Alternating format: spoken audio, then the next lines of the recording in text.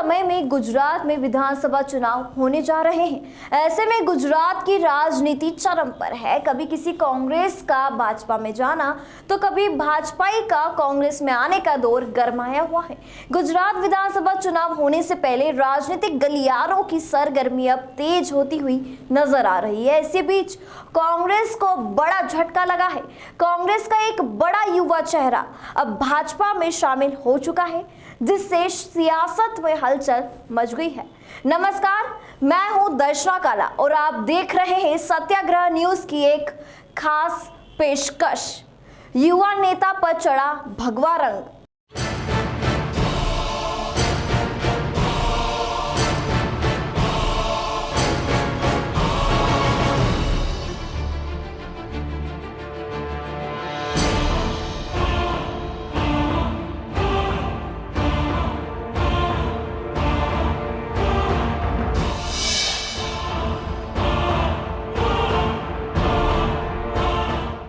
हम कांग्रेस के उस युवा चेहरे की बात कर रहे हैं जो हमेशा बीजेपी के खिलाफ तीखे बयानों के कारण सुर्खियों में रहता था।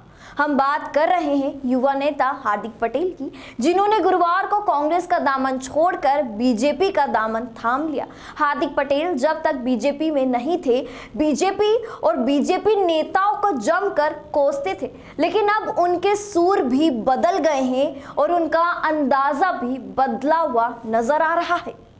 पाटीदार समाज के युवा नेता हार्दिक पटेल ने 19 मई को कांग्रेस पार्टी की प्राथमिक सदस्यता से त्याग पत्र दे दिया था।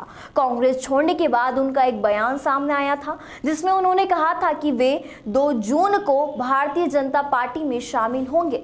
यूं तो हार्दिक पटेल कांग्रेस नेताओं से कई मुद्दों पर नाराज चल रहे थे, लेकिन एक विषय ऐसा था जिसने उनके अंदर से सोए हुए हिंदू को जगा दिया। कांग्रेस पार्टी छोड़ने के बाद उन्होंने शीर्ष नेतृत्व पर गंभीर आरोप लगाते हुए कहा कि पार्टी के पूर्व प्रदेश अध्यक्ष पदाधिकारियों के सामने हिंदुओं और भगवान राम के लिए अपमानजनक और नफरत भरी टिप्पणियां करते हैं। हिंदुओं और उनके आराध्य भगवान राम का कांग्रेस पार्टी द्वारा अपमान किया जाना उन्हें बर्दाश्त नहीं हुआ। उन्होंने सवाल उठाया कि कांग्रेस पार्टी के नेताओं को हिंदुओं से और भगवान राम के मंदिर से इतनी नफरत आखिर क्यों है। ये सबसे बड़ा सवाल हार्दिक पटेल ने उठाया। कांग्रेस पार्टी की हिंदुओं के प्रति नफरत से आहत होकर हार्दिक पटेल गुजरात के गांधीनगर स्थित भाजपा मुख्यालय कमलम पहुंचकर पार्टी में शामिल हो गए। देखिए, बहुत ही स्पष्ट बात है कि जब जब देश के भीतर कोई ऐसी विपरीत परिस्थिति होती है या कांग्रेस पार्टी कोई विपरीत परिस्थिति में होती थी, तब हमारे नेता कहाँ थे वो हम आप सब जानते हैं।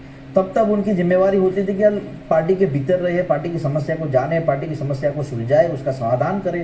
उसकी जगह उन्होंने बस अपनी जगह को अलग करके पार्टी को अपना हाल छोड़ने का काम किया था।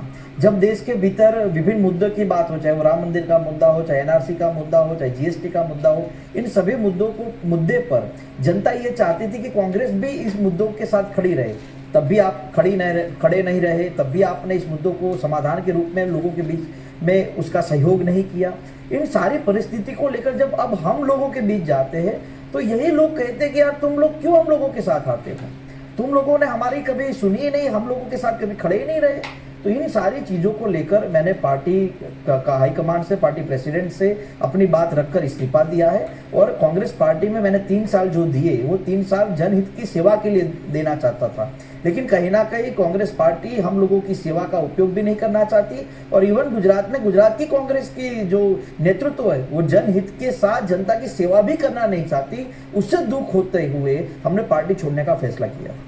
हार्दिक पटेल के आने से सबसे बड़ा लाभ भाजपा को सौराष्ट्र में मिलेगा, जहां पार्टी को मजबूती मिलेगी। वर्ष 2017 के विधानसभा चुनाव में भाजपा को सौराष्ट्र की 27 सीट में से मात्र 9 सीटों पर ही जीत हासिल हुई थी। दक्षिण गुजरात में सूरत शहर की सभी 6 सीटों पर भाजपा ने जीत दर्ज की थी। सूरत में हीरा उद्योग में कार्य करने वाले अधिकांश कामगार सौराष्ट्र के हैं और चुनाव में एक बड़ा वोट बैंक है। हार्दिक पटेल के आने से उनका भाजपा के साथ फिर से जुड़ाव होगा।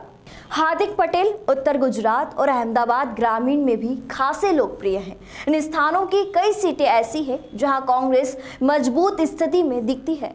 इनमें सबसे प्रमुख हार्दिक पटेल के प्रत्येक गांव विरमंग गांव समेत मनासा, कलोल, धानेर, सतपुरी, बेचराजी के अलावा अहमदाबाद से राजकोट तक की कुछ सीटें हैं जहां भाजपा को इस युवा नेता के आने से फायदा हो सकता है। वर्ष 2015 में हार्दिक पटेल ने तत्कालीन मुख्यमंत्री आनंदीबेन पटेल सरकार के खिलाफ पाटीदार आरक्षण आंदोलन छोड़कर हार्दिक पटेल गुजरात ही नहीं बल्कि राष्ट्रीय परिदृश्य पर भी चर्चित हो गए थे। माना जा रहा है कि हार्दिक के आने के बाद आगामी विधानसभा चुनाव में एक बार फिर भाजपा अपने परंपरागत पाटीदार वोट बैंक को साधने में कामयाब रहेगी। इसका एक और कारण यह भी है कि पाटीदार आरक्षण आंदोलन के दौरान दर्ज हुए केस राज्य सरकार एक के बाद एक करके वापस ले रही है, जिससे पाटीदार समुदाय को राहत मिलेगी। मुख्यमंत्री भूपेंद्र पटेल खुद पाटीदार समुदाय से आते हैं। ऐसे में अब भाजपा के पाटीदार वोट बैंक में कांग्रेस का सेंध लगाना असंभव सा हो गया है।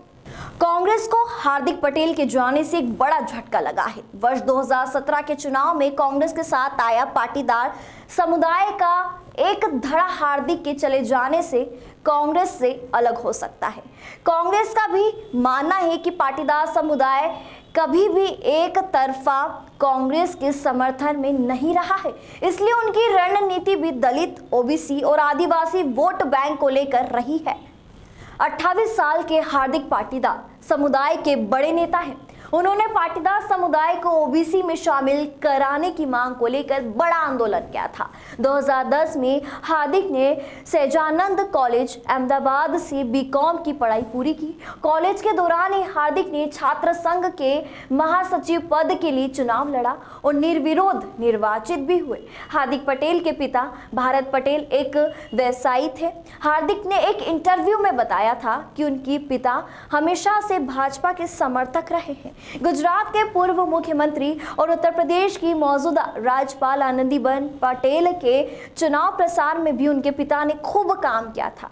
कुर्मी, पाटीदार, गुर्जर समुदाय को ओबीसी में शामिल करना और उन्हें सरकारी नौकरियां दिलाने के मकसद से हार्दिक पटेल ने 9 सितंबर 2015 को पटेल नव निर्माण सेना का गठन किया था।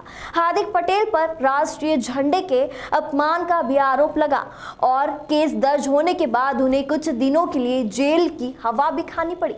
हार्दिक पटेल ने कांग्रेस ज्वाइन करने से पहले साल 2017 में कांग्रेस को सपोर्ट किया था। हार्दिक पटेल मार्च 2019 में अहमदाबाद में कांग्रेस की कार्य समिति की बैठक के दौरान तत्कालीन पार्टी अध्यक्ष राहुल गांधी की मौजूदगी में कांग्रेस में शामिल हुए थे।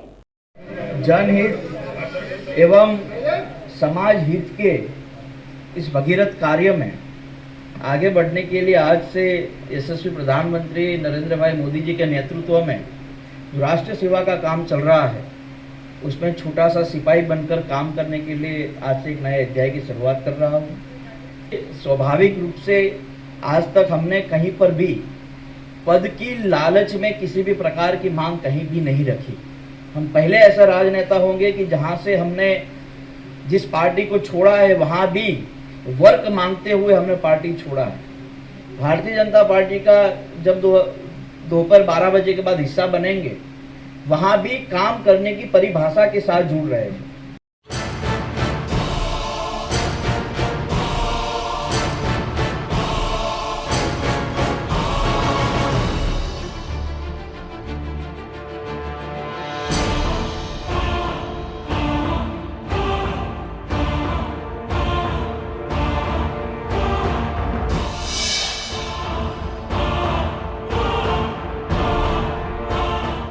बीजेपी में शामिल होने के बाद हार्दिक पटेल ने कहा कि प्रधानमंत्री नरेंद्र मोदी, सीएम भूपेंद्र पटेल, पार्टी प्रमुख जेपी नड्डा और प्रदेश अध्यक्ष CR पाटिल देश के हित के लिए कड़ी मेहनत कर रहे हैं। साथ ही हार्दिक पटेल ने यह भी कहा कि मैं नरेंद्र भाई की सेना में एक सिपाही के रूप में पार्टी में शामिल हुआ हूं, जिसे एक गिलेरी ने राम सेतु के निर्माण में योगदान दिया।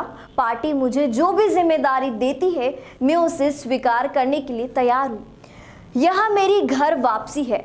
मेरे पिता पूर्व मुख्यमंत्री आनंदीबेन पटेल की जितनी हो सके मदद किया करते थे। हार्दिक पटेल का कांग्रेस को छोड़ भाजपा में शामिल होने के कारण कांग्रेस को एक बड़ा झटका लगा है।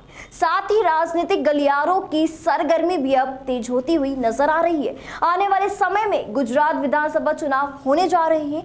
बीजेपी में हार्दिक का सियासी सफर उन्हें किस मुकाम पर लेके जाएगा यह तो आने वाला समय ही बता पाएगा। लेकिन तब तक के लिए जुड़े रहे सत्याग्रह न्यूज चैनल के साथ।